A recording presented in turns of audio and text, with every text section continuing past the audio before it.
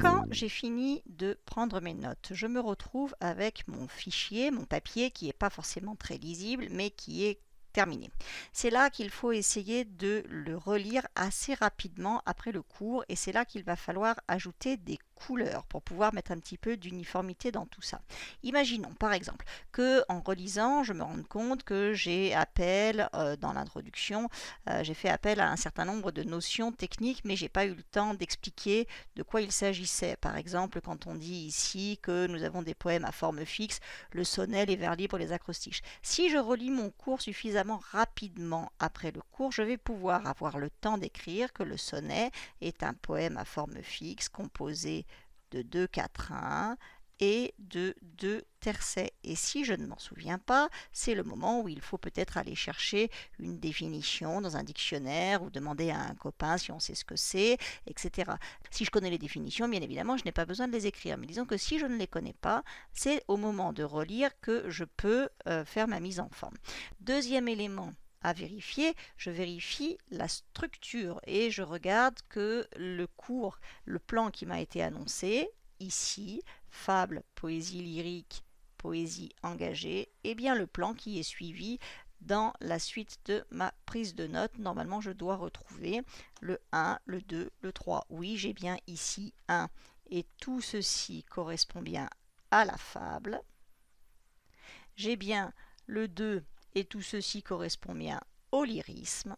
Et j'ai bien le 3 en dessous et tout ceci correspond bien à la poésie engagée.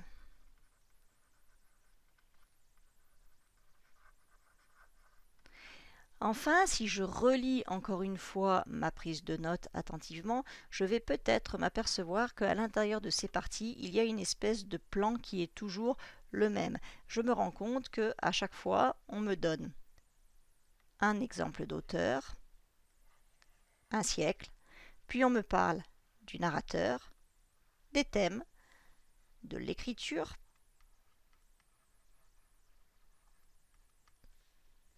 et de l'objectif. Eh bien, cette structure, c'est la même dans les parties suivantes. Siècle, exemple auteur, narrateur, thème, écriture, objectif. Siècle, auteur, narrateur, thème,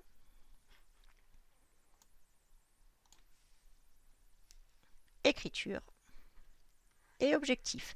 Ce qui veut dire qu'au moment où je vais reprendre ma prise de notes, parce que je ne peux pas la laisser comme ça, c'est quand même pas très très joli, eh bien je peux me refaire moi-même le cours, je peux me reprendre les différentes catégories qui ont été étudiées